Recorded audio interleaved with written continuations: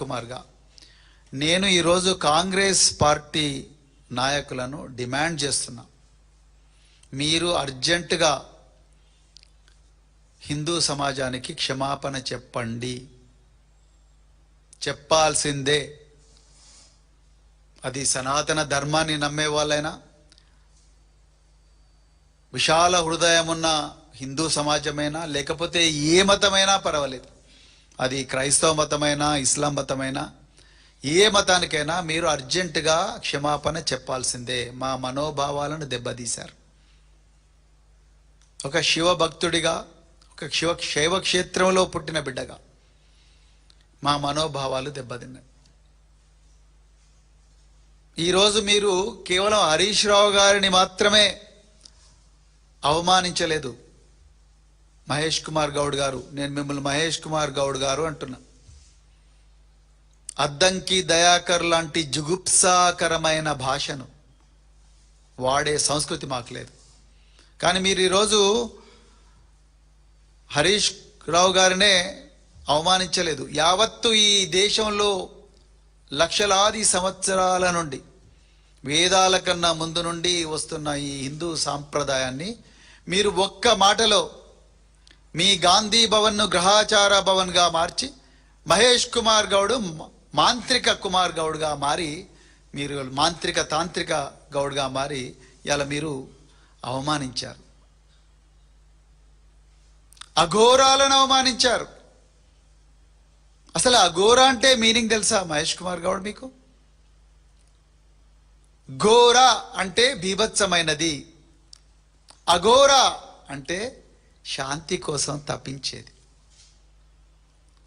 అఘోరా మాత శాంతి కోసం ప్రజల మహాతల్లి కాళ్ళ ముందర పడతారు, పూజలు చేస్తారు. ఘోర బీభత్సం, రౌద్రం, ఉద్రేకం, రక్తపాతం. అఘోర, అఘోర శాంతి, ప్రశాంతత, సుఖం, సౌఖ్యం, ఇవి సుఫలం, సఫలం, ఇవన్నీ కూడా అఘోరలో ఉంటాయి. మీరు హరీష్ రావు గారు అఘోరా కాళీ మందిర్కు పోయారని, లేకపోతే మూకాంబిక అమ్మవారి దగ్గరికి పోయారని. అసలు మూకాంబిక అమ్మవారు, ఆ అమ్మవారి ప్రశస్తి ఏంటో మీకు తెలుసా మహేష్ గౌడ్? కర్ణాటకలో కొలువుదీరిన అమ్మవారు మూకాంబిక అమ్మవారు. వారి ప్రశస్తి ఏంటో తెలుసా? ఎందుకు పోతారో తెలుసా వారి దగ్గరికి భక్తులు? జ్ఞానం కోసం పోతారు, శాంతి కోసం పోతారు, ఐశ్వర్యం కోసం పోతారు, అన్నిటికన్నా ముఖ్యంగా జ్ఞానం కోసం పోతారు. కోట్లాది మంది భక్తులు నువ్వు పుట్టక ముందు నుంచి కూడా అక్కడికి పోతూనే ఉన్నారు. ఇవాళ మీరు అక్కడికి పూజలకు పోతే మీరు క్షుద్ర పూజ అంటారా? తిరుచి రంగనాథస్వామి దేవాలయం, తిరుచి ఆది శంకరాచార్యుడు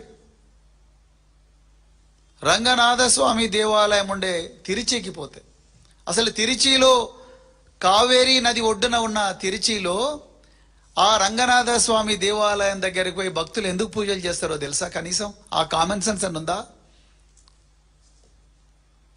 నీళ్ళ కోసం చేస్తారు, వాన కోసం చేస్తారు.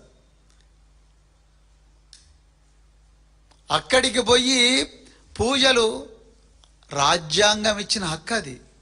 ఆర్టికల్ 19 ఏం చెప్తుంది? ఈ దేశంలో పుట్టిన ప్రతి పౌరుడు కూడా తనకిష్టమైన ప్రాంతానికి వెళ్ళవచ్చు. Freedom of movement. Article 19 grants freedom of movement for any citizen of this country. Article 25 gives an inalienable right to every citizen of this country to practice the religion and faith of his or her choice. Harish Rao garu ఆయన ఇష్టమైన దేవతల దగ్గరికి వెళ్ళవచ్చు. ఈ దేశంలో ఉండే 130 కోట్ల మంది ప్రజల్లో ఆయన ఒకరు. ఈ తెలంగాణ రాష్ట్రంలో ఉండే 4 కోట్ల మంది ప్రజల్లో ఆయన ఒకరు. ఆయన ఏ దేవుళ్ళ దగ్గరికి పోయారు, ఏ దేవతల దగ్గరికి పోయి పూజలు చేశారు అనేది ఆయన వ్యక్తిగతం. రాజ్యాంగం ఇచ్చిన ప్రాథమిక హక్కు. సిగ్గు లేకుండా ఆ గ్రహాచార భవన్లో కూర్చొని మాట్లాడుతున్న మాంత్రిక మహేష్ కుమార్ గౌడ్, నేను ఆయన ఈరోజు ఎక్కడెక్కడ పోయిండో నా దగ్గర డేటాతో సహా ఆధారాలు ఉన్నాయన్నావు. అసలు నువ్వెవడా ఆ డేటా కలెక్ట్ చేయడానికి? ఎవరిచ్చారు నీకు రైటు? నువ్వు ఏ బ్రాండు బీరు తాగుతున్నావు, ఏ బ్రాండు లిక్కర్ తాగుతున్నావు అనేది నేను కూడా కనుక్కొని చెప్పగలను. మీరు రాత్రి ఎక్కడ దావత్ చేసుకుంటారు, ఏ హోటల్లో కూర్చుంటారు, ఎక్కడ వంటారు, అవన్నీ మేము చెప్పలేమా? మీలాగా నీచ స్థాయికి దిగజారలేదు మేము. ఎక్కడ నుంచి మాట్లాడుతున్నాను? గాంధీ భవన్ నుంచి మాట్లాడుతున్నావు. ఆ పేరు తీసేయండి, గ్రహాచార భవన్ అని పెట్టండి. దానికి నీ పేరు మహేష్ కుమార్ గౌడ్ నుంచి మాంత్రిక కుమార్ గౌడ్ అని పెట్టుకో, తాంత్రిక గౌడ్ అని పెట్టుకో. ఒక స్థాయిలో ఉండి మాట్లాడే మాటలేనా ఇవి? మీ రాజ్యాంగం ఏం చెప్తున్నది? మీరు మాట్లాడుతున్న రాజ్యాంగం ఏం చెప్తున్నది? మీరు రోజు పొద్దున్న లేచినప్పటి నుంచి రాజ్యాంగం జై సంవిధాన్ అని చెప్పి పార్లమెంట్లో ప్రచారం ఏమంటారు, ప్రమాణం స్వీకారం చేసినారు, పదవీ స్వీకార ప్రమాణం చేసినారు కదా. ఆ సంవిధానంలో directive principles of state policy ఏం చెప్తుందో తెలుసా? ఆర్టికల్ 51 ఏం చెప్తుందో తెలుసా? శాస్త్రీయమైన ఆలోచనలు పెంపొందించండి. మీరు అశాస్త్రీయంగా మాట్లాడుతున్నారు. అశాస్త్రీయమైన ఆలోచనలు మీరే పెంచి పోషిస్తున్నారు.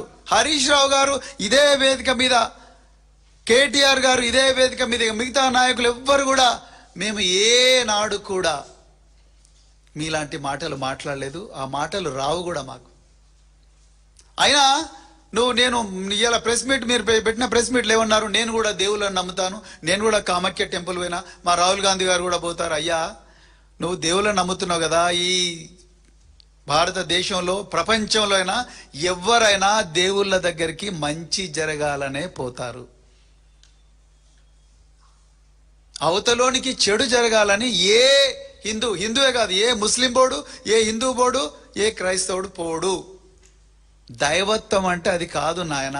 తెలుసుకోకపోతే తెలుసుకో, తెలియకపోతే తెలుసుకో. దేవుడి దగ్గరికి పోవడం, మనిషి ధార్మిక ఆలోచన ఎందుకు వస్తుంది? నాకు మంచి జరగాలి, నాతో పాటు అందరికీ మంచి జరగాలి, ఈ దేశం బాగుండాలి, ఈ రాష్ట్రం బాగుండాలి, రైతులు బాగుండాలి, నా పిల్లలు బాగుండాలి, రైతు కూలీలు బాగుండాలి, పెద్దగా వానలు పడాలని ఎవరైనా దేవుళ్ళ దగ్గరికి పోతారు. పెద్ద పెద్ద దేవుళ్ళ దగ్గరికి పోలేని వాళ్ళు గ్రామ దేవతలకు మొక్కుకుంటారు. ఎవరి నమ్మకం వాళ్ళది. మీ చరిత్రలో ఎక్కడైనా కూడా, ఈ ప్రపంచ చరిత్రలో ఎక్కడైనా కూడా అవతలోడికి నష్టం జరగాలని, ప్రజలందరూ కూడా పెద్ద ఎత్తున చావాలని, ప్రజలందరూ కూడా ఆకలితో అలమటించాలని ఎవ్వరు కూడా దేవుళ్ళ దగ్గరికి పోరు. కేవలం మీ కాంగ్రెస్ వాళ్ళే పోతారు అని ఇప్పుడు అర్థమైంది ప్రజలందరికీ కూడా. మీ కాంగ్రెస్ వాళ్ళకే ఈ ప్రజలందరూ కూడా నాశనం అయిపోవాలి, ఆకలితో అలమటించాలి.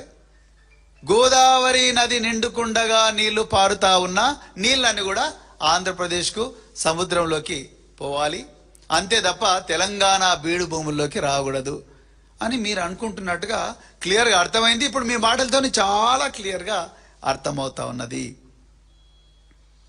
మీరు ఏం చెప్పదలుచుకున్నారు? ఇదే కదా చెప్పదలుచుకున్నది. మేము నిన్న ఉజ్జయిని మహంకాళి అమ్మవారి దగ్గరికి లక్షలాది భక్తులు పోతున్నారు. వాళ్ళందరూ కూడా క్షుద్ధ పూజలు చేస్తున్నారన్న మీ అభిప్రాయం? బల్కంపేట ఎల్లమ్మ తల్లి దగ్గరికి భక్తులందరూ పోతున్నారు. లక్షలాది మంది భక్తులు ప్రతి సంవత్సరం పోతారు, ప్రతిరోజు కూడా పోతారు. వాళ్ళందరూ కూడా క్షుద్ధ పూజలు చేస్తున్నారన్న మీ అర్థం? సమ్మక్క సారక్క దగ్గరికి పోయి జంపన్న వాగులో తల నీలాలు అర్పించుకునే ప్రతి భక్తుడు కూడా క్షుద్ర పూజలు చేయడానికే పోతున్నారన్న మీ అర్థం?